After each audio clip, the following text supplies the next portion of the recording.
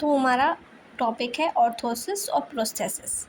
Orthotic और prosthetics में लोग बहुत कंफ्यूज होते हैं सिर्फ इस चीज़ में कि कौन सा हम लोग ऑलरेडी एग्जिस्टिंग बॉडी पार्ट में लगा रहे हैं और कौन सा हम लोग रिप्लेसमेंट के लिए लगा रहे हैं। तो सबसे पहले उसे क्लियर कर लो। जो डिवाइस हम लोग ऑलरेडी एग्जिस्टिंग पार्ट पे लगा रहे हैं उस चीज़ को या तो सपोर्ट करने के लिए या तो उसको इम्प्रूव करने के लिए, उसको हम बोलते हैं ऑर्थोसिस। और जब हम लोग किसी बॉडी पार्ट को रिप्लेस करके कोई और डिवाइस लगाते हैं ताकि उस हिस्से का काम या फंक्शन चलता रहे, उसे हम लोग कहते हैं प्रोस्थेसिस। ठीक है, तो इस पूरे वीडियो में ऑर्थोसिस और प्रोस्थेसिस दोनों चीज़ों के बारे में बताया जाएगा। तो ऑर्थोसिस क्या होता है? An external device applied to a part of the body. एक ऐसा डिवाइस जो हम एग्जिस्टिंग पार्ट ऑफ बॉडी में लगा रहे हैं टू सपोर्ट, अलाइन, प्रिवेंट और करेक्ट डिफॉर्मिटीज़ और to improve the function of movable part of the body. मतलब सपोज़ ये हमारा पैर था, ठीक है, ये हमारा पैर एग्जिस्टिंग है, मतलब अभी एम्पूटेट नहीं हुआ है, लेकिन यहाँ पे क्या हमारी फ्लैट फ्रूट हो गया, मतलब ये आर्च जो है वो नीचे आ गई है। अब हमें इसको सपोर्ट करने के लिए, उसको सही जगह लगाने के लिए, मतलब सपोर्ट करने के लिए, अलाइन करने के लिए, डिफ़ॉर्मिटी ठीक करने के लिए और उसके फंक्शन को ठीक करने के लिए हम क्या करेंगे, एक ऐसा डिवाइस लगाएंगे कि उसमें ऑलरेडी हमारे पास आर्च सपोर्ट हो। मतलब आर्च जो नीचे आ गई थी उसको सपोर्ट देने के लिए हम आर्च सपोर्ट लगा रहे हैं। इससे क्या होगा, नॉर्मली जो हमारा आर्च नीचे आ गया था वो ऊपर की तरफ स्टेबलाइज्ड रहेगा। तो हम ऑर्थोसिस इसीलिए लगाते हैं ताकि हम उस पर्टिकुलर एरिया को सपोर्ट, अलाइन, प्रिवेंट या करेक्ट डिफॉर्मिटी करने के लिए या फिर उस पार्ट का फंक्शन इम्प्रूव करने के लिए लगाएं। ऑर्थो का मतलब होता है टू स्ट्रेटन। अगर हम देखे जाए ग्रीक वर्ड में ऑर्थो का मतलब होता है स्ट्रेट करना, तो कोई चीज़ को ठीक करना मान सकते हैं। अब अलग अलग वर्ड्स जिसमें लोग कंफ्यूज हो जाते हैं ऑर्थोसिस, ऑर्थोटिक और ऑर्थोटिस्ट में। ऑर्थोसिस जो भी हम लोग ने पढ़ा क्या है, एक पर्टिकुलर डिवाइस, मतलब अगर ये आर्च सपोर्ट है तो ये आर्च सपोर्ट एक ऑर्थोसिस है, एक डिवाइस है। ऑर्थोटिक मतलब एक एडजेक्टिव जो हम लोग ऑर्थोसिस के लिए यूज़ करते हैं, मतलब ये एक ऑर्थोटिक डिवाइस है। ये जैसे अगर बोला जाए कि हमें ब्रेस लगाना है तो ब्रेस, स्प्लेंट, ये सब ऑर्थोसिस में आ जाएगा। लेकिन अगर हम ये बोलें कि हमें उस ऑर्थोटिक लिम्ब के बारे में बात करनी है, जिस पर्टिकुलर लिम्ब के बारे में हम बात कर रहे हैं, तो वो ऑर्थोटिक हो गया, एडजेक्टिव के फॉर्म में अगर हम उसे यूज़ कर रहे हैं। और जो पर्टिकुलर प्रोफेशनल मतलब जो पर्टिकुलर इंसान इन सब चीज़ों की देखभाल करता है वो हो गया ऑर्थोटिस्ट, क्योंकि ये डिवाइस भी तो कोई बना रहा है, कोई फिट कर रहा है।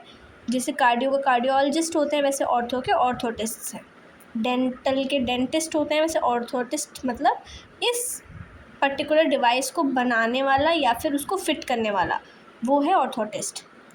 अब एम क्या होता है, हम क्यों ऑर्थोसिस लगा रहे हैं किसी को? पहली चीज़, अगर पैरालाइज्ड इंसान के अंदर कोई जॉइंट या मसल को हमें सपोर्ट करना है उसके लिए हम लगा सकते हैं। फॉर एग्ज़ाम्पल जैसे कोई हाथ है वो पैरालाइज हो चुका है लेकिन हमें उसे सपोर्ट करना है तो हम उसको पीछे से ब्रेस प्रोवाइड करेंगे, कास्ट प्रोवाइड करेंगे। अगर हमें कोई डिफ़ॉर्मिटी को प्रिवेंट करना है उसके लिए भी हम लोग ऑर्थोसिस करेंगे। डिफ़ॉर्मिटी प्रिवेंट करना, फॉर एग्ज़ाम्पल देखा होगा हैमर टो हो जाता है लोगों का, ऐसे बिग टो इधर हो जाता है और बाकी सारी उंगली ऐसी रह जाती है। तो ये बनियन की वजह से क्या होता है कि टेढ़ा जाने लगता है हम लोग का पैर का अंगूठा, ये बाकी उंगलियां होती है और ये अंगूठा उस साइड एक साइड जाने लगता है। इसको डिवाइड करने के लिए एक बीच में ऐसे गैप दिया जाता है, एक ऐसे टाइप का पैड दिया जाता है जिससे अंगूठा और हमारा फर्स्ट जो फिंगर है, जो बिग टो है और जो फर्स्ट फिंगर है वो अलग हो सके। तो हम लोग का ऐसे बन जाती है उंगली, उसको भी ऑर्थोसिस बोलेंगे ताकि हम डिफ़ॉर्मिटी को प्रिवेंट कर रहे हैं, करेक्ट कर रहे हैं। तीसरा एम क्या हो सकता है, टू प्रोटेक्ट जॉइंट और बॉडी पार्ट आफ्टर इंजरी या सर्जरी। मतलब किसी को कोई जगह पे चोट लग गई, अब हमें उस जॉइंट को प्रोटेक्ट करना है। फॉर एग्ज़ाम्पल जब फ्रैक्चर हो जाता है क्लैविकल का, शोल्डर का, तो क्या करते हैं हम लोग, शोल्डर ब्रेस लगा देते हैं, ऐसे टाइप का एक ब्रेस देखा होगा जिसमें हाथ को सपोर्ट करके रखा जाता है। ये ब्रेस, ये शोल्डर है हमारा, यहाँ क्लैविकल में इंजरी हो गई या फिर यहाँ हाथ में ह्यूमरस में कहीं इंजरी हुई तो पूरे हाथ को इस फॉर्म में फ्लेक्स्ड करके रखते हैं और इस टाइप के एक ब्रेस से उसको सपोर्ट करके रखते हैं। तो वो ब्रेस भी ऑर्थोसिस ही है, वो भी एक ऐसा एक्सटर्नल डिवाइस है जो हम लोग जॉइंट को प्रोटेक्ट करने के लिए लगा रहे हैं। दूसरा, मूवमेंट को असिस्ट करने के लिए या फिर सब्सटीट्यूट फॉर लॉस्ट मोशन या फंक्शन। अगर कभी ओपीडी गए होगे या कहीं देखा होगा, अगर कोई पेशेंट होता है जिसको जीनू वल्गम या जीनू वैरम है, मतलब उसका ये जो नी है वो इस टाइप से हो गई है। अब अगर इस नी में क्या करना है, हमारी अलाइनमेंट गड़बड़ हो गई, हमें अलाइनमेंट को ठीक करना है, इसकी वजह से हमारी मूवमेंट भी नहीं हो पा रही है, तो हम लोग इनको नी ब्रेस प्रोवाइड करते हैं। वो नी ब्रेस क्या करता है, एक ऐसा प्रेशर क्रिएट करता है जिससे ये थोड़ी बहुत अलाइनमेंट में आ जाती है और उनको मूवमेंट में भी हेल्प करती है। तो ऐसे अगर मूवमेंट में भी हेल्प करे, वो भी एक टाइप से ऑर्थोसिस का एम है। वेट अगर पेनफुल एरिया में आ रहा है, हमें उसको डिवाइड करना है, उसके लिए भी हम ऑर्थोसिस का यूज़ करते हैं। और controlled range of motion for healing या रिहैबिलिटेशन, मतलब कहीं पे हमें ऐसा करना है कि हाथ हम लोग का सिर्फ 90 डिग्री ही जाए, 90 डिग्री के ऊपर जाएगा तो हमारे टिश्यू जो हील हुए हैं वो ख़राब हो जाएंगे, तो उनको उस पर्टिकुलर ऑर्थोसिस को पहना दिया जाता है ताकि उनका मूवमेंट सिर्फ 90 डिग्री तक ही रह पाए और उससे ऊपर वो ना जा पाए। तो ओवरऑल एम्स क्या हो गए, पहला तो सब वीक मसल्स को सपोर्ट करना, डिफॉर्मिटी को प्रिवेंट या करेक्ट करना, जॉइंट को प्रोटेक्ट करना इंजरी के बाद, मूवमेंट में हेल्प करना, वेट को अनलोड करना पेनफुल एरिया से, और रेंज ऑफ मोशन को कंट्रोल करना। ये कुछ ऑर्थोसिस के एम्स थे। अब इंडिकेशन, मतलब हम ऑर्थोटिक डिवाइस पहनाएंगे तो हम कब किस कंडीशन में पहनाएंगे। ऐसा तो है नहीं कि अगर एम्पूटेट हो गया, मतलब पैर कट के ही निकल गया, तो हम उस समय उसको ऑर्थोटिक डिवाइस पहना के क्या करेंगे। तो एक कोई पर्टिकुलर कंडीशन होती होगी ना जिस टाइम पे हम ऑर्थोसिस को यूज़ कर सकते हैं। फॉर एग्ज़ाम्पल, अगर न्यूरोलॉजिकल कंडीशन की बात करें, किसी को स्ट्रोक हो गया है, मतलब क्या होगा, एक साइड उसकी बॉडी पैरालाइज़ हो गई होगी, उसको सपोर्ट करने के लिए हम ऑर्थोसिस पहना सकते हैं। स्पाइनल कॉर्ड इंजरी हो गई है, मतलब या तो पैराप्लेजिया हो गया या तो एक हाथ उनका डैमेज हो गया होगा, तो जो पर्टिकुलर एरिया वीक हुआ होगा वहाँ पे सपोर्ट करने के लिए हम उनको ऑर्थोसिस दे सकते हैं। पोलियो में बच्चों का पैर डिफॉर्म हो जाता है, उसको करेक्ट करने के लिए ऑर्थोसिस दे सकते हैं। सर सीपी में लोगों का क्या होता है, पैर अंदर हो जाता है और उनको मूवमेंट करने में प्रॉब्लम होती है, उस कंडीशन में भी हम उनको ऑर्थोसिस प्रोवाइड कर सकते हैं। कोई भी पेरिफेरल नर्व इंजरी है, फॉर एग्ज़ाम्पल फुट ड्रॉप, ये पैर है और ये पैर ऐसे ड्रॉप हो गया है, ये पैर है और ये पैर ड्रॉप हो गया है, तो हम लोग क्या करेंगे, एक एक्सटर्नली इस टाइप से फुट ब्रेस देते हैं उनको, एंकल फुट ऑर्थोसिस बोलते हैं। इससे क्या होता है कि जो हम लोग का पैर होगा, ये अगर पैर है तो क्या होगा, ये जो नीचे ड्रॉप हो गया था वो अपने नॉर्मल पोजीशन में आ जाएगा इस ऑर्थोसिस की वजह से। तो इसी तरीके से क्लॉ हैंड हो गया तो उन उंगलियों को सीधे करके होल्ड करना, एप थंब हो गया उसको डिवाइड करके रखना। कोई भी पेरिफेरल नर्व इंजरी भी हो गई उस कंडीशन में हम ऑर्थोटिक डिवाइस का यूज़ करते हैं। तो ये सारी जो हो गई, ये है न्यूरोलॉजिकल कंडीशंस जिसमें हम ऑर्थोसिस का यूज़ करते हैं। अब आ गई ऑर्थोपेडिक कंडीशंस, इसमें जैसे फ्रैक्चर हो गया तो हम उसको स्टेबलाइज़ करने के लिए, इमोबिलाइज़ करने के लिए ब्रेसेस, स्प्लिंट, ये सब यूज़ करेंगे। लिगामेंट इंजरी हो गई, उसमें भी हम लोग इसको यूज़ करेंगे। जॉइंट अनस्टेबल है, मतलब बहुत बार वो क्या होता है, डिसलोकेट हो जाता है बहुत जल्दी, उस कंडीशन में भी हम लोग ऑर्थोटिक उनको प्रोवाइड करेंगे। डीजनरेटिव जॉइंट डिजीज़ हो गया है, उस कंडीशन में भी हम लोग उनको स्टेबलाइज़ करने के लिए ऑर्थोसिस डिवाइसेस यूज़ करेंगे। कॉन्जेनाइटल डिफॉर्मिटी, बचपन से ही कोई डिफॉर्मिटी है, जैसे क्लब फुट मतलब क्या होता है, पैर ऐसे अंदर हो जाते हैं बच्चों के, बहुत ज़्यादा इन्वर्जन हो जाता है, तो इस कंडीशन में क्या होता है, उनको पैर को ईवर्स करने के लिए, मतलब बाहर की तरफ करके और उसको स्टेबलाइज़ करने के लिए एक पर्टिकुलर ऑर्थोसिस आता है, उसे यूज़ करते हैं। स्कोलियोसिस मतलब हमारा लैटरल कर्वेचर हो गया है, ये स्पाइन है और वो इस तरीके से कर्व हो गया है, तो हम क्या करेंगे, एक ऐसा ऑर्थोटिक डिवाइस देंगे जो ज़्यादा कर्व वाली चीज़ों को उल्टे साइड पे फोर्स देगा और इस तरीके से क्या होगा, जो हमारी स्पाइन है वो एक थोड़ी सी बेटर हो जाएगी। तो स्कोलियोसिस में भी दे सकते हैं। लिम्ब डेफिशिएंसी, मतलब एक पैर छोटा बड़ा है तो हम उसको करेक्ट करने के लिए दे सकते हैं। तो ये सारी जो चीज़ें हैं उसमें भी हम लोग ऑर्थोसिस प्रोवाइड कर सकते हैं। सर्जरी हो गई, जैसे जॉइंट रिप्लेसमेंट, जॉइंट को हमने रिप्लेस कर दिया, उसको भी तो सपोर्ट करने के लिए हम लोगों को ब्रेसेस चाहिए होंगे। टेंडन रिपेयर हुआ है, उसके लिए भी हम लोगों को ऑर्थोसिस चाहिए होगा।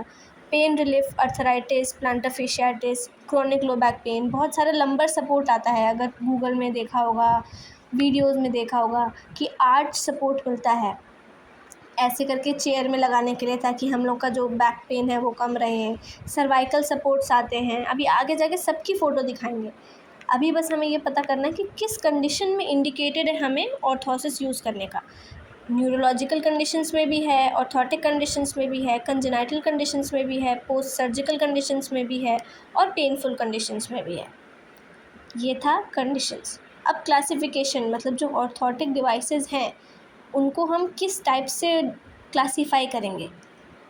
दो बेसिस पे ये क्लासीफाई होते हैं। पहला तो पर्पस, कि हमें काम क्या है, क्या हमें उसको, उस बॉडी को अच्छे से हिलाना है या फिर इमोबिलाइज करके रखना है। और एक होता है एनाटॉमिकल रीजन, कि कौन से बॉडी पार्ट में हम उसको लगा रहे हैं, उस हिसाब से उसे क्लासीफाई करते हैं। तो अगर हम उसकी क्लासिफिकेशन देखें बेस्ड ऑन द पर्पस, कि काम क्या है, मूवमेंट अलाउ कर रहा है या नहीं कर रहा है, तो उसके हिसाब से या तो स्टैटिक ऑर्थोसिस होता है या तो डायनामिक ऑर्थोसिस होता है। नाम से पता चल रहा है, स्टैटिक मतलब जिसमें मूवमेंट अलाउ नहीं होती है, ये हम लोग तब देते हैं जब हम लोग को उस पर्टिकुलर पार्ट को इमोबिलाइज करके रखना होता है या सपोर्ट दे के रखना होता है। फॉर एग्जांपल फ्रैक्चर, हाथ में फ्रैक्चर हो गया, हमें ऐसा ब्रेस चाहिए जिससे हाथ बिल्कुल भी ना हिल पाए, तो वो स्टैटिक ऑर्थोसिस होगा। दूसरा होता है डायनामिक ऑर्थोसिस, जिसमें हम लोग मोशन को कंट्रोल्ड तरीके से अलाउ करते हैं, जिससे या तो मूवमेंट में असिस्टेंस हो जाए, मतलब हेल्प हो जाए, या फिर जो गलत मूवमेंट हो रही थी वो करेक्ट हो जाए और फंक्शनल ट्रेनिंग हो जाए। फॉर एग्जांपल जैसे हम बताए थे ना, नी ब्रेस, ये अगर नी है और नी हम लोग का थोड़ी सी यहाँ पे ज़्यादा दर्द हो रहा है एक पर्टिकुलर जगह पे, तो ऐसा ब्रेस देते हैं जहाँ पे ये वाला प्रेशर और ठीक कर दिया जाता है और फिर मूवमेंट में इस पर्टिकुलर जगह पे प्रेशर नहीं आता। तो क्या होगा, ऑर्थोसिस भी पहने हुए हैं और मूवमेंट भी हो रही है साथ में, तो वो हो गई हमारी डायनामिक ऑर्थोसिस। तो वेरी सिंपल, स्टैटिक मतलब नो मूवमेंट अलाउड और डायनामिक मतलब मूवमेंट अलाउड। ऐसे डिवाइसेस जिसमें कोई मूवमेंट अलाउड नहीं होती है वो स्टैटिक ऑर्थोसिस, और ऐसे इक्विपमेंट्स या ऐसे ऑर्थोसिस जिसमें मूवमेंट अलाउ होती है वो डायनामिक ऑर्थोसिस। ये था बेस्ड ऑन पर्पस कि काम क्या है। अब अगर बेस्ड ऑन एनाटॉमिकल रीजन देखें तो किस क्लासिफिकेशन में होगा। देखो ये इतना लंबा होता है, देखने में लग रहा होगा इतना सारा कैसे याद करेंगे, लेकिन वेरी इजी, बस एक पर्टिकुलर जगह का नाम याद रखना है। अगर हमें पैरों में करना है तो उसको क्या बोलोगे, फुट ऑर्थोसिस, फुट ऑर्थोसिस। अगर हमें फुट के अलावा सिर्फ एंकल और फुट तीनों का यूज़ करना है, अगर फॉर एग्जांपल पहले फुट ऑर्थोसिस देख लेते हैं। फुट ऑर्थोसिस मतलब पैरों को जैसे हेल्प कर रहे थे, ये एक पर्टिकुलर जो फ़ोटो है ये क्या है, फुट ऑर्थोसिस ही तो है। ये हमारे फुट पे क्या कर रही है, हेल्प कर रही है, आर्च को सपोर्ट बना के रख रही है। इसमें ना हमारा एंकल इन्वॉल्व है, ना हमारा नी इन्वॉल्व है, ना हमारा हिप इन्वॉल्व है। ये सिर्फ कौन सा हिस्सा इन्वॉल्व है, हमारा फुट। इसी तरीके से जो फुट ऑर्थोसिस होता है वो कब कब काम आता है, फ्लैट फुट के टाइम पे, प्लांटर फेशियाटिस के टाइम पे, या मेटाटार्सल्जिया के टाइम पे। किस टाइप का यूज़ होगा, या तो वो रिजिड होगा, या तो वो सॉफ्ट होगा, या तो वो सेमी रिजिड होगा। मतलब या तो वो बिल्कुल भी अलाउ नहीं करेगा मूवमेंट, या तो वो थोड़ा बहुत अलाउ करेगा, और या तो वो बीच बीच करेगा कि थोड़ा बहुत करे भी लेकिन लिमिटेड मोशन में करे। तो हमें फुट ऑर्थोसिस यूज़ करना होता है। तो फुट ऑर्थोसिस हमारा इन कंडीशंस में यूज़ होगा और इस टाइप का हो सकता है। नेक्स्ट रीजन पे चलें तो अब हम फुट से थोड़ा ऊपर आ जाते हैं। ये अगर सिर्फ इतना हिस्सा होता तो वो फुट ऑर्थोसिस होता। अब फुट के साथ साथ एंकल भी इन्वॉल्व है, तो इस वाले पर्टिकुलर ऑर्थोसिस को हम क्या बोलेंगे, एंकल फुट ऑर्थोसिस, जो सबसे ज़्यादा यूज़ होता है, सुना होगा AFO, एंकल फुट ऑर्थोसिस। ये क्या करता है, it controls ankle and foot movement, और ये सपोर्ट्स वीक डॉर्सीफ्लेक्सर। जैसे जब हम लोगों का फुट ड्रॉप हो जाता है उस कंडीशन में क्या होता है, हमारी डॉर्सीफ्लेक्सर जो है ये हमारे डॉर्सीफ्लेक्सर्स है। डॉर्सीफ्लेक्सर वीक हो जाती है तो क्या होता है, हमारा ये पैर को ऊपर नहीं होल्ड कर पाती, तो हमारा पैर ऐसे करके लटक जाता है। तो इसको कंट्रोल करने के लिए हमने क्या किया, हमने एक एंकल फुट ऑर्थोसिस यूज़ कर दिया ताकि फुट ड्रॉप ना हो सके। तो ये फुट ड्रॉप में, स्पास्टिसिटी में या पोस्ट पोलियो पैरालिसिस में यूज़ हो सकती है। इसके भी अलग अलग टाइप होते हैं। या तो सॉलिड एएफओ होगा, मतलब वो बिल्कुल भी मूवमेंट अलाउ नहीं करेगा, स्टैटिक ऑर्थोटिक होगा। हिंज्ड एएफओ हो सकता है, मतलब इसके बीच में एक हिंज हो ताकि ये ऐसे नीचे और ऊपर मूव कर सके। और या तो पोस्टीरियर लीफ स्प्रिंग एएफओ हो, मतलब पीछे की तरफ हम लोगों का पत्ती जैसा हो ताकि वो ऊपर और नीचे कर सके, डॉर्सीफ्लेक्शन और प्लांटर फ्लेक्शन कर सके। तो एक तरीके से स्टैटिक और ये डायनामिक के एग्जाम्पल हो गए। तो फुट ऑर्थोसिस जिससे फुट को हेल्प कर रहा हो, एंकल फुट ऑर्थोसिस जो एंकल और फुट दोनों को स्टेबलाइज कर रहा हो। अब हमें नी को भी स्टेबलाइज कराना है, तो वो क्या हो गया, नी एंकल फुट ऑर्थोसिस।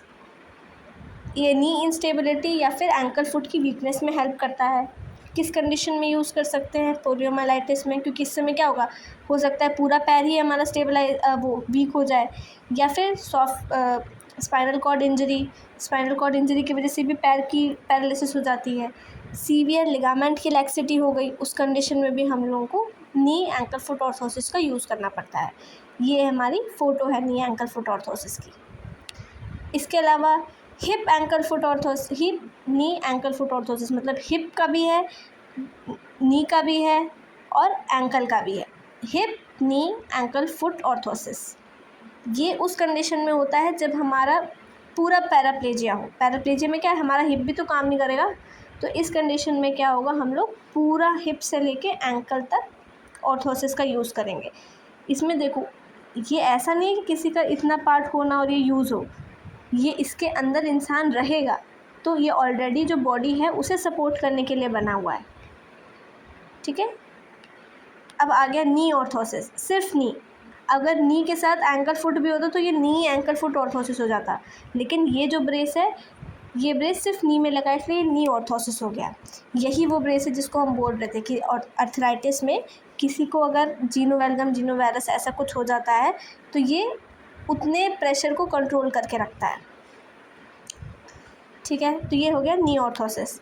अगर वही सिर्फ हिप हो, हमारा नी काम कर रहा है, हमारा एंकल फुट काम कर रहा है, लेकिन सिर्फ हिप में काम नहीं कर रहा, या हिप हमारा डिसलोकेट हो गया था, तो हमें अब उसको स्टेबलाइज करना है, तो हम क्या करेंगे, हिप ऑर्थोसिस का यूज़ करेंगे। इस कंडीशन में क्या है, देखो ये हिप को इस पॉइंट से जोड़ा हुआ है, तो हमारा हिप क्या है, एक तरीके से इमोबिलाइज्ड है। अब वही लंबोसैक्रल ऑर्थोसिस, मतलब हमारे लंबर को और सैक्रम को कंट्रोल करके रखा है ताकि लंबर इंस्टेबिलिटी में या पोस्ट ऑपरेटिव सपोर्ट में हेल्प हो सके। वही चीज़ अगर थोरैक्स भी ऐड हो जाता है तो वो क्या हो गया, थोरैको लंबर सैक्रल ऑर्थोसिस। ये जैसे स्कोलियोसिस जब होता है किसी को, उसको सही करने के लिए यूज़ करते हैं, तो इसमें या तो बॉस्टन ब्रेस आ जाता है, मिलवॉकी ब्रेस आ जाता है। ठीक है, तो ये थोरैको लंबो सैक्रल ऑर्थोसिस, थोरैको मतलब थोरैक्स, लंबो मतलब लंबर, सैक्रल मतलब सैक्रम रीजन। अब वही चीज़ अगर सिर्फ लंबर का एक था लंबो सैक्रल, एक थोरैक्स इन्वॉल्व हो गया, अब यहाँ पे सर्वाइकल भी इन्वॉल्व हो गया, मतलब सर्वाइकल भी है, थोरैसिक भी है, लंबर भी है और सैक्रल भी है, तो इनको क्या बोलेंगे, सर्वाइको थोरैको लंबो सैक्रल ऑर्थोसिस, सर्वाइको थोरैको लंबर लंबो सैक्रल ऑर्थोसिस। ये जैसे मिलवॉकी ब्रेस है। अब आगे सिर्फ सर्वाइकल ऑर्थोसिस में हमें सिर्फ सर्वाइकल का करना है, तो जैसे ये फिलाडेल्फिया कॉलर होता है ना, लोग लगा के घूमते हैं नेक में, ये एक तरीके का क्या है, सिर्फ सर्वाइकल एरिया को सपोर्ट दे रहा है। ये विप्लैश इंजरी, सर्वाइकल स्पॉन्डिलोसिस या पोस्ट सर्जिकल इमोबिलाइजेशन के लिए काम आ सकता है। आई होप अभी तक का सब समझ में आ गया होगा। कुछ नहीं है, बस पर्टिकुलर एरिया के हिसाब से ऑर्थोसिस को डिवाइड कर रखा है। अगर रिस्ट हैंड ऑर्थोसिस है, जैसे पैर के लिए क्या था, एंकल फुट ऑर्थोसिस, अब ये क्या हो गया, रिस्ट और हैंड ऑर्थोसिस हो गया। तो एंकल फुट ऑर्थोसिस की तरह रिस्ट हैंड ऑर्थोसिस, ये रिस्ट ड्रॉप में हेल्प करता है, ऐसे ऊपर उसको पुश करके रखता है। इसमें रिस्ट भी स्टेबलाइज होता है और हैंड भी स्टेबलाइज होकर रखता है, और ये ग्रिप में भी हेल्प करता है।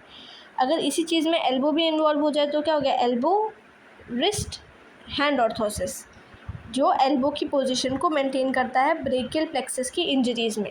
मेन चीज़ क्या याद रखनी है तुमको, कौन सा नाम है, किस पर्टिकुलर रीजन के लिए है और कौन से रीज़न के लिए है, किस वजह से हम लोग लगा रहे हैं। अब एल्बो हो गया, अब और ऊपर आ गए तो shoulder, elbow, wrist, hand orthosis. जैसे उसमें था ना hip, knee, ankle, foot orthosis, वैसे यही है shoulder, elbow, wrist, hand orthosis. ये सीवियर अपर लिम्ब पैरालिसिस या फ्रैक्चर के लिए यूज़ होता है। ये थे हमारे ऑर्थोसिस के टाइप्स। कौन कौन से मटेरियल यूज़ हुए होंगे, या तो मेटल का ऑर्थोसिस बनेगा, या तो प्लास्टिक का बनेगा, या तो कंपोजिट्स का बनेगा, या तो लेदर, फोम, टेक्सटाइल, इन सब चीज़ों का बनेगा जिससे पैडिंग और स्ट्रैप्स होती हैं। स्ट्रैप तो हमेशा एक ही जैसी होगी ना, लेदर की या फिर अलग कपड़े की, लेकिन जो मेन मटेरियल है जिस चीज़ से स्टेबलाइज हो रही है, या तो वो मेटल की हो सकती है, स्टेनलेस स्टील, एल्यूमिनियम, टाइटेनियम, या तो प्लास्टिक की बन सकती है, पॉलीप्राइलीन, पॉलीथाइलीन, एक्रेलिक, या तो कॉम्पोजिट यानी कार्बन फाइबर की बनी हो सकती है। फंक्शंस, ये कैप्सी जो है वो ऐसी न्यूमोनिक टाइप का है कि क्या क्या फंक्शन होता है, या तो इमोबिलाइज करने के लिए, या तो असिस्ट करने के लिए, करेक्ट करने के लिए, प्रिवेंट करने के लिए, या सब्स्टिट्यूट करने के लिए। ये हम लोग ऑलरेडी ऊपर पढ़ चुके हैं कि हमारा क्या काम है ऑर्थोसिस का। ऑर्थोटिक प्रिस्क्रिप्शन मतलब हमें कैसे पता चलेगा कि किसको ऑर्थोटिक बनाना है नहीं बनाना है। तो सबसे पहले हम पेशेंट की असेसमेंट करेंगे, उसका डायग्नोसिस लेंगे, उसका रेंज ऑफ मोशन चेक करेंगे, मसल में स्ट्रेंथ चेक करेंगे, सेंसेशन चेक करेंगे। फिर अगर हमें समझ में आए कि क्या क्या प्रॉब्लम है, उससे हमें गोल पता चला। अगर रेंज ऑफ मोशन कम है तो हमें उसकी मोबिलिटी बढ़ानी है, अगर मसल स्ट्रेंथ कम है तो हमें उसकी स्टेबिलिटी बढ़ानी है, सेंसेशन में पेन है तो पेन को रिलीव करना है। फॉर एग्ज़ाम्पल एक अर्थराइटिस का पेशेंट आया, उसके सेंसेशन में क्या होगा, पेन को कम करने के लिए हम नी ब्रेस दे देंगे। तो सबसे पहले असेसमेंट किया, गोल निकाला, उसके बाद मटेरियल की चॉइस कि अगर हमें पैर में लगाना है तो हमें कौन सी वाली मटेरियल को यूज़ करना चाहिए, हमें शोल्डर में लगाना है हमें कौन से वाले मटेरियल को यूज़ करना चाहिए, तो हम उस ऑर्थोटिक के मटेरियल को चूज़ करेंगे।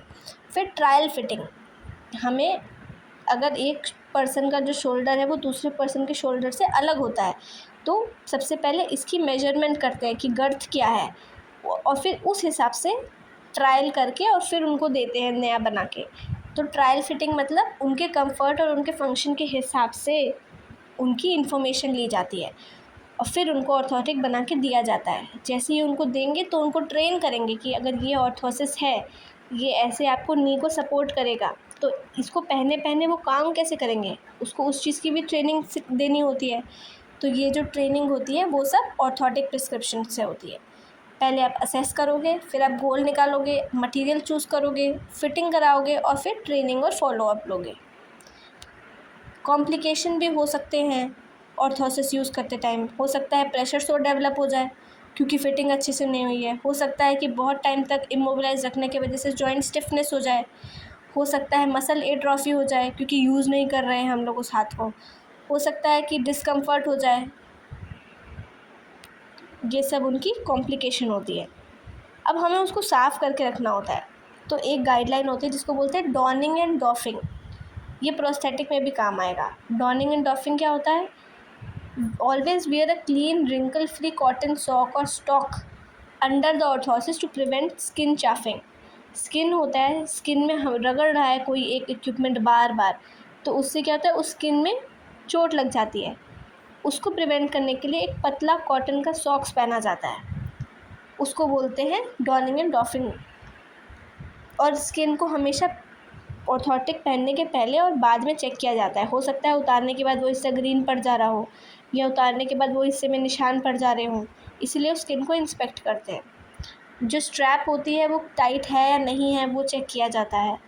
सबसे पहले डिस्टल स्ट्रैप को सही किया जाता है, फिर प्रॉक्सिमल स्ट्रैप को ठीक किया जाता है। फॉर एग्ज़ाम्पल ये नी था, डिस्टल एरिया मतलब ये और प्रॉक्सिमल एरिया मतलब ये। तो जब भी हम लोग स्ट्रैपिंग लगाएंगे सबसे पहले डिस्टल एरिया पे लगाएंगे और फिर प्रॉक्सिमल एरिया पे लगाएंगे।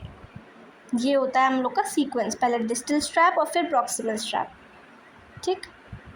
क्लीनिंग एंड मेंटेनेंस, क्लीन कैसे करना है, ऑर्थोसिस को उतारो, रिमूव करो और गीले कपड़े से उसको साफ़ कर लो। गीले कपड़े को सोप वोप में लगाओ, उसको साफ़ कर लो, जो भी मेटल का या प्लास्टिक का पार्ट होता है। सोक करके नहीं रखना है। सोक करने से क्या होगा, हो सकता है कि उसमें रस्टिंग हो जाए, हो सकता है कि उसमें जो टाइटनेस है वो लूज़ हो जाए, तो क्या होगा, फिटिंग गड़बड़ हो जाएगी। अगर स्ट्रैप लेदर के हैं तो उसको सिर्फ कपड़े से तुरंत साफ़ करके उसे ड्राई कर लो, नहीं तो क्या होगा, लेदर ख़राब हो जाता है। और एक बार साफ़ करने के बाद उसको वापस तभी पहनो जब वो पूरी तरह से एयर ड्राई हो चुका हो। गीला पहनेंगे तो इन्फेक्शन होने के चांसेस होते हैं। तो डेली क्लीनिंग के लिए क्या करना है, बस निकालना है, वाइप करना है, सुखा के पहन लेना है। वीकली या पीरियोडिक क्लीनिंग करनी है तो कैसे करेंगे, पूरा जो ऑर्थोसिस है उसको खोलेंगे। जो रिमूवेबल लाइनर होते हैं, मतलब हो सकता है ना कोई चीज़ें स्ट्रैप निकल जाती हैं, तो जो निकालने वाली चीज़ होती है उसको गर्म गुनगुने पानी में थोड़े बहुत डिटर्जेंट के साथ प्रॉपर धोएंगे और एयर ड्राई होने देंगे। फिर जो ऑर्थोसिस होगा उसके हिंज या जॉइंट या कुछ भी होगा उसको चेक करेंगे कि वो ख़राब तो नहीं हो रहे हैं। और फिर उन जो जॉइंट्स हैं अगर वो मूवेबल हैं तो उनमें हल्का ऑयलिंग कर देंगे ताकि उसमें लुब्रिकेशन मेंटेन रहे। अब जैसे वो नी वाला था, उसमें नी एक्सटेंशन फ्लेक्शन हो रहा है बार बार, तो हो सकता है वो जॉइंट टाइट हो जाए, तो वो जॉइंट को ठीक करने के लिए वहाँ ऑयलिंग करते हैं ताकि वो ऑर्थोसिस अच्छे से यूज़ हो सके। ये वीकली या पीरियोडिकली करेंगे। और क्लीन करने के पहले क्या करेंगे, जो ये प्रिकॉशंस हैं, मतलब क्या हमें नहीं करना है। मेटल जॉइंट को पानी में नहीं डालना है, नहीं तो रिस्क ऑफ रस्टिंग हो जाएगी, जंग लग जाएगा। हार्श केमिकल से नहीं धोना है क्योंकि वो क्या होगा, स्किन को भी इरिटेट करेगा, क्योंकि पहनना तो आपको स्किन में ही है, और प्लास्टिक को भी वीक कर सकता है। डायरेक्टली सनलाइट में नहीं रखना है, उसे एयर ड्राई करना है, मतलब हवा में बस छोड़ देना है। और स्क्रू वगैरह सब चेक करना है कि वो टाइट तो नहीं हो गया है। ये था हमारा ऑर्थोसिस का पार्ट। क्या कि ऑलरेडी एग्जिस्टिंग बॉडी पार्ट को अगर हम सपोर्ट कर रहे हैं तो वो ऑर्थोसिस हो गई। अब आगे हमारे पास प्रोस्थेसिस। पहले इमेज देखो, डेफिनेशन बाद में। इससे क्या पता चल रहा है, किसी का पैर नहीं है और हमने पैर लगाया, ठीक है, मतलब ऑलरेडी जो चीज़ें हमारे बॉडी से हट गई हैं या एम्प्यूटेट हो गई हैं उसको यूज़ करने के लिए हमें प्रोस्थेसिस लगानी पड़ती है। Externally applied device designed to replace wholly और पार्शली अ मिसिंग लिम्ब। या तो हो सकता है उसको पूरी तरीके से रिप्लेस कर दें, और या तो हो सकता है उसे पार्शली रिप्लेस करें। किसको रिप्लेस कर रहे हैं, मिसिंग लिम्ब और बॉडी पार्ट। हमारे हो सकता है कि किसी बच्चों में एक साइड का हाथ होता ही नहीं है, या फिर किसी लोगों में एक्सीडेंट की वजह से एम्प्यूटेट करना पड़ता है, तो वो जो मिसिंग पार्ट है, जो हाथ नहीं है, उस हाथ को बाहर से कोई डिवाइस लगा के यूज़ करना, वो है हमारा प्रोस्थेसिस। एम क्या होगा, हमें फंक्शन रिस्टोर करना है, मोबिलिटी इंक्रीज़ करनी है, और कॉस्मेसिस मतलब देखने में भी इंसान अच्छा लगेगा। फंक्शन क्यों, जैसे फॉर एग्जांपल किसी का एक पैर नहीं है तो हमने ये लगाया, इसको लगाने से क्या होगा, एक तो ये चल पाएगा, तो मतलब इसकी फंक्शन अच्छी, मोबिलिटी अच्छी, और देखने में भी वो बेटर लगेगा इंस्टेड ऑफ एक पैर नहीं हो उससे। तो ये मेन प्रोस्थेसिस था। पर्पस क्या है, रिप्लेस लॉस्ट सेगमेंट। कोई एक एनाटॉमिकली कोई जगह नहीं है हमारे पास हाथ नहीं है, पैर नहीं है या उंगली नहीं है, उसको रिप्लेस करके हम लोग कुछ लगा रहे हैं। या तो रिस्टोर फंक्शनल एबिलिटी, फंक्शन नहीं कर पा रहे थे उसके लिए लगा रहे हैं, या तो कॉस्मेटिक अपीयरेंस इंप्रूव करने के लिए लगा रहे हैं, या फिर साइकोलॉजिकल रिहैबिलिटेशन के लिए। फॉर एग्जांपल किसी का हाथ कट गया, वो पागल हो गया कि अरे मेरा हाथ नहीं है, तो उसको हाथ लगा के देना। तो ये हो गए मेन पर्पसेस। रिहैबिलिटेशन में क्या काम है, prosthesis use is combined with physiotherapy to improve mobility, secondary complication और इंडिपेंडेंस। सबसे ज़्यादा ज़रूरी होती है इंडिपेंडेंस। किसी के हाथ या पैर ना हो तो वो मेजरली डिपेंडेंट हो जाता है। उस बंदे को इंडिपेंडेंट बनाने के लिए हम लोगों को रिहैबिलिटेशन के टाइम पे प्रोस्थेसिस का यूज़ कराना पड़ता है, ठीक है। अब क्लासिफिकेशन ऑफ प्रोस्थेसिस भी है, लेकिन ये कंपैरेटिवली ऑर्थोसिस से और ईजी है। ऑर्थोसिस तो ईजी था ही क्योंकि वो डायरेक्टली नाम पे था कि या तो एंकल फुट होगा, या तो फुट होगा, या तो नी होगा, या तो हिप होगा, या तो hip knee ankle foot orthosis होगा। इसमें क्या होता है, जिस हिस्से से एम्प्यूटेट करेंगे उसी हिस्से को यहाँ से नाम दे दिया गया है। फॉर एग्ज़ाम्पल एम्प्यूटेशन जब पड़ा होगा तो जब पूरे शोल्डर से और स्कैपुला वगैरह सब कुछ निकाल देते हैं तो उसको बोलते थे 4/4 एम्प्यूटेशन। अब उसी जगह पे मतलब पूरा हाथ और पैर सब कुछ नया जोड़ रहे हैं अगर, तो उसको बोलेंगे 4 क्वार्टर प्रोस्थेसिस। अगर शोल्डर से एम्प्यूटेट हो जाता था तो उसको बोलते थे शोल्डर डिसआर्टिकुलेशन। तो अगर अब कोई लिम्ब हम लोग शोल्डर से लगा रहे हैं तो उसको बोलेंगे शोल्डर डिसआर्टिकुलेशन प्रोस्थेसिस। अगर ह्यूमरस के बीच में हो जाता था तो उसको बोलते थे ट्रांसह्यूमरल या अबव एल्बो एम्प्यूटेशन। तो अगर हम लोग कोई प्रोस्थेसिस अबव एल्बो से ही लगा रहे हैं, शोल्डर हमारा ठीक है, तो उसको हम लोग क्या बोलेंगे, ट्रांसह्यूमरल प्रोस्थेसिस या अबव एल्बो प्रोस्थेसिस। वैसे ही एल्बो के लिए एल्बो डिसआर्टिकुलेशन प्रोस्थेसिस, ट्रांस रेडियल के लिए ट्रांस रेडियल प्रोस्थेसिस या बिलो एल्बो प्रोस्थेसिस, रिस्ट डिसआर्टिकुलेशन या पार्शियल हैंड प्रोस्थेसिस। तो जिस हिस्से में एम्प्यूटेशन हुई है उस हिस्से को रिप्लेस करने के लिए उसी का नाम दिया गया है। ईजी। यही चीज़ लोअर लिम्ब में भी होती है। अगर थ्रू आउट हिप से हमने उसको पेल्विस के साथ साथ एम्प्यूटेट कर दिया था तो उसको हम लोग कहते थे हेमी पेल्विकटॉमी एम्प्यूटेशन। अब उसी के साथ हम प्रोस्थेसिस लगा देंगे तो हम उसे क्या बोलेंगे, हेमी पेल्विकटॉमी प्रोस्थेसिस। फिर हिप जॉइंट से तो हिप डिसआर्टिकुलेशन प्रोस्थेसिस, फीमर के ऊपर तो ट्रांसफीमोरल प्रोस्थेसिस, नी को तो नी डिसआर्टिकुलेशन प्रोस्थेसिस, टीबिया के ऊपर या टीबिया में तो ट्रांसटीबियल प्रोस्थेसिस या बिलो नी प्रोस्थेसिस, सिर्फ एंकल के जॉइंट में तो एंकल डिसआर्टिकुलेशन प्रोस्थेसिस। और अगर पार्शियल फुट में, मतलब अगर मेटाटार्सल से टूट गया इतना हिस्सा और इतना ही हिस्सा हमें जॉइंट करना है तो हम उसे क्या बोलेंगे, साइंस या फिर पार्शियल फुट प्रोस्थेसिस। तो हमें ऑर्थोटिक के लिए ये याद करना था कि कौन सा हिस्से में हम लगा रहे हैं, और प्रोस्थेटिक में हमें ये याद रखना था कि कौन से वाले हिस्से से हमने एम्प्यूटेट करा। ठीक। अब ये तो एक था एनाटॉमिकल रीजन के हिसाब से प्रोस्थेटिक का क्लासिफिकेशन। एक होता है फंक्शन के हिसाब से कि काम क्या कर रहा है। जैसे ऑर्थोटिक स्टैटिक था या तो डायनेमिक था। प्रोस्थेटिक कैसे होता है, या तो वो पैसिव प्रोसेसिस होता है, मतलब सिर्फ देखने के लिए।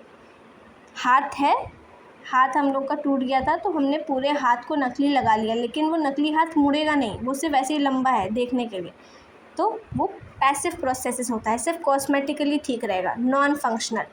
एक होता है बॉडी पावर्ड, मतलब हाथ के साथ साथ उसको मूव कर सकते हैं केबल के थ्रू, तो केबल ऑपरेटेड होता है।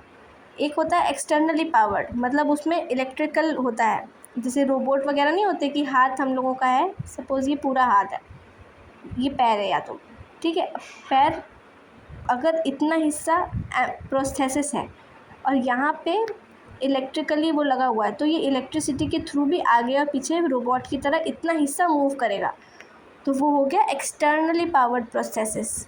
जैसे मायो इलेक्ट्रिक आर्म, पावर्ड नी, इसमें क्या होगा, बाहर के इलेक्ट्रिसिटी के थ्रू मूवमेंट आएगी।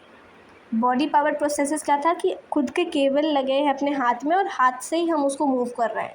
और पैसिव प्रोसेसेस मतलब बिल्कुल भी मूवमेंट नहीं है, नॉन फंक्शनल।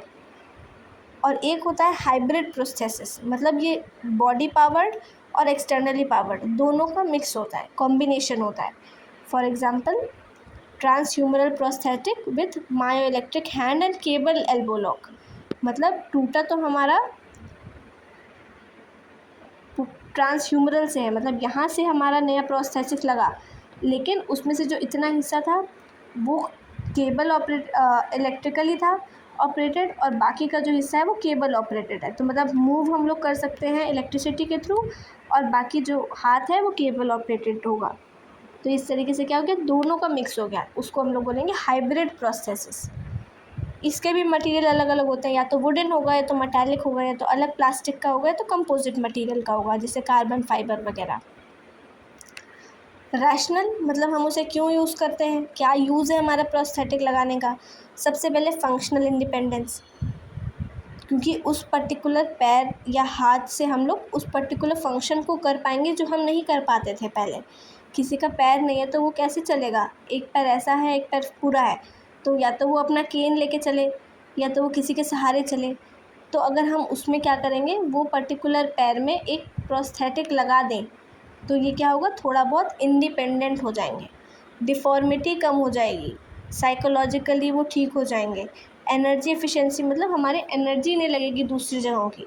अगर एक पैर रहता है ऐसे और अगर हम केन को यूज़ कर रहे होते तो हमारी बॉडी की एनर्जी ज़्यादा लगती ना, हम केन को भी ऑपरेट कर रहे हैं, अपने पैर को भी ऑपरेट कर रहे हैं, खुद का बॉडी वेट भी ले रहे हैं। लेकिन अगर हमारे पास पहले से ही प्रोस्थेसिस हो और उसके बल पे हम चलेंगे तो हमारा एनर्जी थोड़ी कम लगेगी, तो एनर्जी एफिशिएंसी भी रहती है। और सोशल रीइंटीग्रेशन मतलब वो बाकी सोसाइटी में भी अच्छे से अपना काम कर सकेंगे, डेली एक्टिविटीज़ में यूज़ हो सकेंगे, सीढ़ी वीढ़ी चढ़ सकेंगे, एलिवेटर चल सकेंगे। ठीक है, ये सारे रैशनल मतलब इम्पोर्टेंस प्रोस्थेसिस का क्या यूज़ है वो हमें इसमें बताया गया है। इसकी भी क्लीनिंग होती है, अगर रोज़ क्लीनिंग करनी है तो उसको वाइप करो और फिर कम्प्लीटली ड्राई कर लो। वीकली करनी है तो सस्पेंशन, स्ट्रैप, जॉइंट और लाइनर को चेक करो, हो सकता है कि कहीं पे कोई जंग वंक ना लग गया हो। इसके अलावा जो लाइनर है मतलब जो अंदर, लाइनर मतलब जो प्रोस्थेसिस या ऑर्थोसिस के अंदर होता है कुशन जैसा, उसको निकाल के अच्छे से धो। जो जॉइंट्स हैं उसको लुब्रिकेट करो, ऑयलिंग डाल दो उसमें, लेकिन उसको पूरी तरीके से सबमर्ज नहीं करना है। अगर वो वाटर प्रूफ हो तभी करो, नहीं तो वो मत करो। मतलब पूरी बॉडी में पानी में सोक करके नहीं रखना है उसको। फिर फॉलो अप मतलब एक बार लगा दिया गया प्रोसेसेस तो हम दोबारा कब चेक करेंगे? इनिशियली 1-2 वीक में चेक करते हैं, ये देखने के लिए कि कंफर्टेबल तो है कि नहीं, स्किन में कोई रिएक्शन तो नहीं कर रहा है और फंक्शन अच्छे से हो रहा है या नहीं। इसके बाद जब 1-2 वीक के बाद हमने चेक कर लिया तो हम उसके बाद क्या करेंगे? पहले तो वीक बाय वीक करेंगे, फिर उसके बाद 3 से 6 महीने में एक बार एडजस्टमेंट करने के लिए। हो सकता है कहीं स्क्रू ढीला हो, कहीं कुछ प्रॉब्लम हो गई हो, तो उसको एडजस्ट करने के लिए। और अगर हमें दिखाना होगा बीच बीच में तो हम क्यों दिखाएंगे? अगर हमें उसको यूज़ करने से पेन हो रहा है, रेड हो जा रही है स्किन, या फिर फिटिंग अच्छी नहीं आ रही है, उन सब चीज़ों के लिए हम लोग फॉलो अप करवा सकते हैं। लंबे समय तक के लिए हमें modification as residual limb changes in size and shape. अगर हमारा हाथ कटा है, वो जो हाथ है वो थोड़ा बहुत अपने शेप को चेंज करेगा, ठीक है, वो आगे आगे जाके चेंज होता है, तो वो टाइम बाय टाइम आगे जाके उसको मॉडिफाई करना पड़ेगा। पहले जो प्रोस्थेटिक होगा उसको, उसकी ओपनिंग छोटी होगी, फिर वो थोड़ी सी बड़ी होगी शेप के अकॉर्डिंग, तो इसीलिए हम लोग को फिटिंग या फॉलोअप करवाना ज़रूरी होता है। तो ये टॉपिक होपफुली समझ में आ गया होगा। ऑर्थोसिस मतलब जब हम एग्जिस्टिंग बॉडी को सपोर्ट दे रहे हैं, और प्रोस्थेसिस मतलब जब हम लोग एम्पुटेटेड बॉडी को सपोर्ट दे रहे हैं।